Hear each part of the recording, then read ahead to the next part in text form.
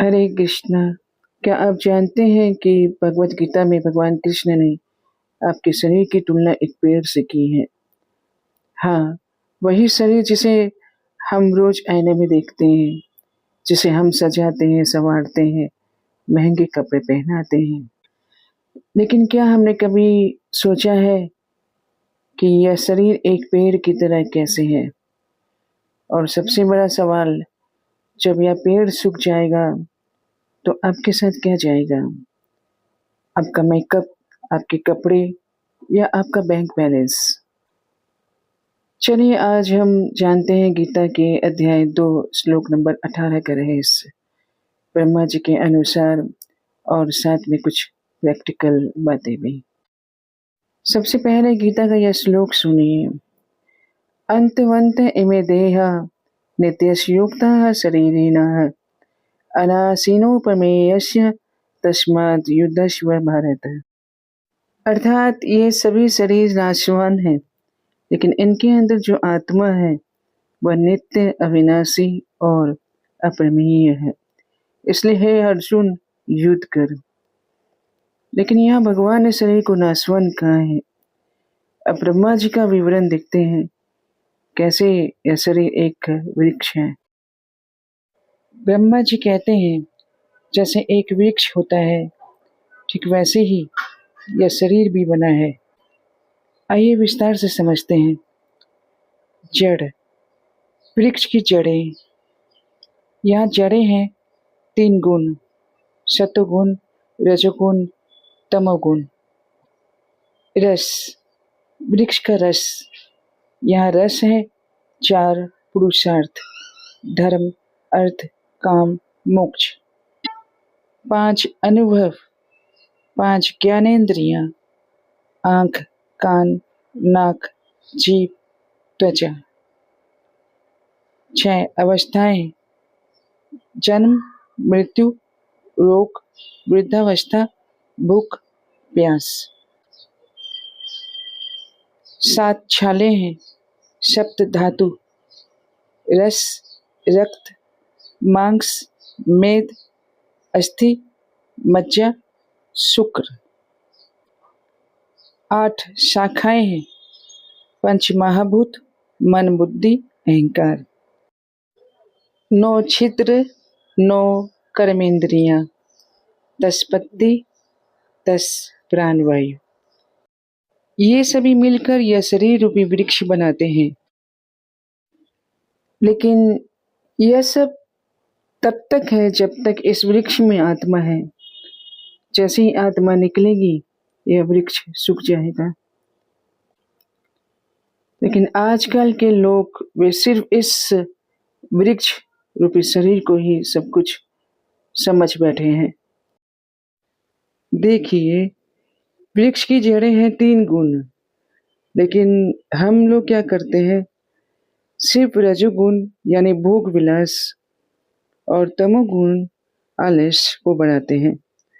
सतोगुण सात्विकता को हम भूल गए हैं। वृक्ष का रस है धर्म, अर्थ, काम, मोक्ष। लेकिन लोग सिर्फ अर्थ यानी पैसा और काम, अपनी इच्छाओं के पीछे भागते हैं, धर्म और मोक्ष को भूल गए हैं। वृक्ष के पत्ते हैं 10 प्राण वायु। हम सांस लेना भूल गए हैं, प्राणायाम नहीं करते हैं, सही खाना नहीं खाते हैं। और सबसे बड़ी बात है वृक्ष का फल, सुख और दुख। हम सिर्फ सुख चाहते हैं, दुख से भागते हैं। हमें नहीं पता कि दुख भी इसी वृक्ष का फल है। और फिर एक दिन जब यह वृक्ष सूख जाता है, तब हम रोते हैं, पछताते हैं। लेकिन तब कुछ नहीं हो सकता, क्योंकि जब यह पेड़ गिरेगा तो हमारे अच्छे कर्म ही हमारे साथ जाएंगे, न कि आपका मेकअप, कपड़े और बैंक बैलेंस जाएगा। तो अब हम क्या करेंगे? क्या हमेशा हम इस वृक्ष को ही सजाते रहेंगे? नहीं, हमें ये 5 बातें नियमित रोजाना करने चाहिए। पहला, हर दिन 5 मिनट प्राणायाम करेंगे। याद रखिए, यह वृक्ष 10 प्राण वायु से चलता है। सांस सही कीजिए, शरीर आपका सही रहेगा। दूसरा, सात्विक भोजन कीजिए। यह वृक्ष आपका सप्त धातु से बना है। जैसा खाना आप खाएंगे वैसा ही आप बनेंगे। तीसरा, अच्छे कर्म कीजिए। यह वृक्ष का फल है सुख और दुख। अगर हम अच्छे कर्म करेंगे तो मीठा फल मिलेगा, बुरा कर्म करेंगे तो कड़वा फल मिलेगा। चौथा, ध्यान करें। यह वृक्ष मन, बुद्धि और अहंकार से बना है। मन को शांत कीजिए, वृक्ष आपका हरा भरा रहेगा। पांचवा, यह मत सोचें कि यही वृक्ष ही सब कुछ है। यह तो एक मेहमान है। जब तक है तब तक अच्छा उपयोग कीजिए, सेवा कीजिए, भगवान को याद कीजिए। तो याद रखिए, यह शरीर एक वृक्ष है जिसकी जड़ें 3 गुण, शाखाएं 8, पत्ते 10 और फल सुख दुख हैं। लेकिन हम आत्मा है और इस वृक्ष में निवास करती है। जैसे कोई पक्षी पेड़ पर बैठता है फिर उड़ जाता है, वैसे ही हम इस शरीर में आए हैं और एक दिन उड़ जाएंगे। तो जब तक यह वृक्ष हरा है, इसकी जड़ को मजबूत करो, यानी सत्वगुण को बढ़ाओ, शाखाओं को फैलाओ, यानी अच्छे कर्म करो, और मीठा फल खाओ, यानी जो सुख मिल रहा है उसको भगवान की कृपा मानो।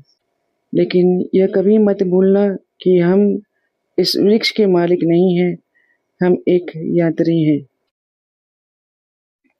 तो ऐसे ही गीता के अनसुने रहस्य को यदि आप जानना चाहते हैं तो इस चैनल को सब्सक्राइब कर लीजिए और इस वीडियो को अपने उन सभी दोस्तों को शेयर कीजिए जो शरीर को ही सब कुछ समझ बैठे हैं, जिन्हें लगता है कि मेकअप, कपड़े, बैंक बैलेंस ही सब कुछ है। धन्यवाद। हरे कृष्णा।